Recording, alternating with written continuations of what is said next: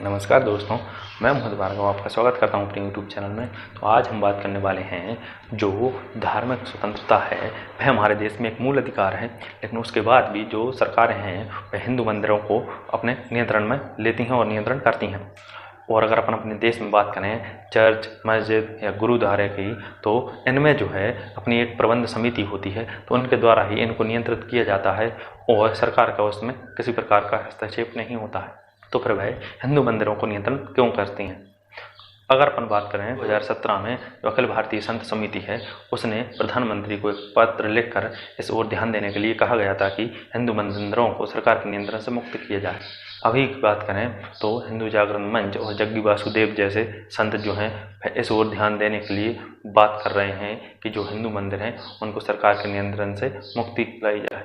और दक्षिण भारत में एक याचिका के जवाब में न्यायालय ने यह आदेश दिया था कि सरकार जो है वह किसी भी प्रकार के मंदिर, मस्जिद, चर्च, गुरुद्वारे को नियंत्रित नहीं कर सकती, क्योंकि यह उस धर्म को मानने वालों का काम है, तो उनको ही यह किया जाना चाहिए। अगर अपन बात करें भारत में तो करीब 9.5 लाख मंदिर हैं, उनमें से 4.5 लाख मंदिरों पर सरकार का नियंत्रण है जो कि अधिक आय वाले हैं, और बाकी बचे मंदिरों को ट्रस्टों के माध्यम से नियंत्रित किया जाता है। सरकार के लिए हिंदू मंदिरों का सिर्फ आय के लिए उपयोग किया जाता है। तो अब अपन बात करते हैं कि आखिर यह नियंत्रित स्थापित हुआ कैसे। तो सबसे पहले तो मुगलों की बात करें तो मुगलों ने हिंदू मंदिरों को इसलिए ध्वंस किया जिससे कि हिंदू सभ्यता को नष्ट किया जा सके। उसके बाद में अंग्रेजों ने मंदिरों में अकूत संपत्तियां पड़ी थी तो उसको लंदन भेजने के लिए एक एक्ट पारित किया, 1843 हिंदू टेम्पल एक्ट। उसके बाद में जब 1857 में विद्रोह हुआ तो अंग्रेजों ने यह बंद किया।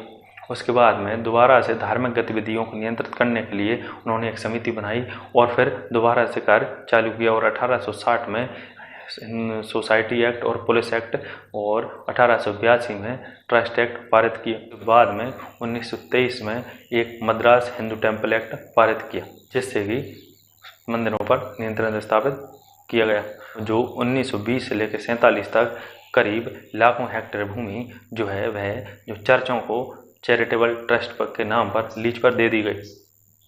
और उसके बाद में जब भारत स्वतंत्र हो गया तो उसके बाद मंदिरों की दुर्दशा को स्वतंत्र भारत ने देखा कांग्रेस के शासन के रूप में। फिर पंडित जवाहरलाल नेहरू ने अपनी व्यक्तिगत रुचि के कारण 1951 में the Hindu religious and endowment act 1951 पारित किया, जिसके माध्यम से राज्य सरकारों को यह नियंत्रण दे दिया गया कि वह किसी भी मंदिर पर सरकारी नियंत्रण स्थापित कर सकते हैं। यह नियंत्रण जो है बिना संसद में पेश हुए ही इस एक्ट को लागू किया गया, क्योंकि जो आम चुनाव हैं वह तो 1952 में हुए थे।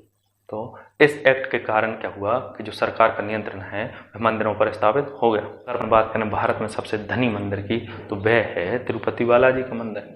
तिरुपति बालाजी मंदिर को साल भर में करीब 3500 करोड़ रुपए दान के रूप में प्राप्त होते हैं, और लेकिन सरकार जो है उसमें से मात्र 7% धन जो है वह मंदिर के रखरखाव के लिए देती है।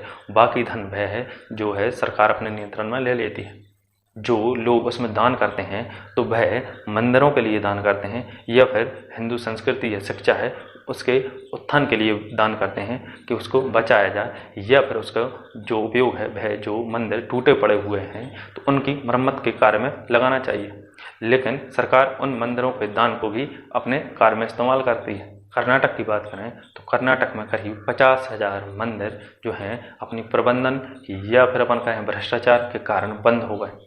1951 से लेकर अभी तक जो हिंदू मंदिरों की लूट हुई है उस लूट को किसी भी भारतीय बुद्धिजीवी की बजाय एक विदेशी लेखक स्टीफन नेप ने अपनी पुस्तक crime against India and need to protect ancient Indian tradition book में बताया है कि जो हजारों साल पहले से हिंदू मंदिरों को बनवा रहे थे राजा, उन राजाओं ने वह मंदिर करोड़ों रुपए खर्च करके बनवाए, लेकिन उन्होंने भी अपने अधिकार या अपने परिवार को अधिकार को उस मंदिर पर स्थापित नहीं किया। लेकिन आज की जो सरकारें हैं वह यह कर रही हैं।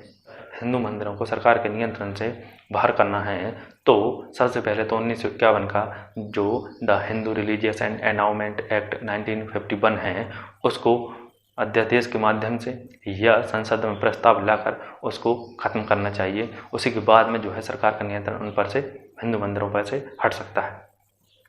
तो आज के लिए बस इतना ही। मुझे उम्मीद है कि आपको वीडियो पसंद आई होगी, और अगर आपने वीडियो को लाइक और शेयर नहीं किया है तो लाइक भी कर दीजिए, शेयर भी कर दीजिए। चैनल को सब्सक्राइब करना बिल्कुल मत भूलिएगा, क्योंकि मैं आपके लिए ऐसी इन्फॉर्मेटिव वीडियो लेकर आता रहता हूँ। तो धन्यवाद। जय हिंद। वंदे मातरम।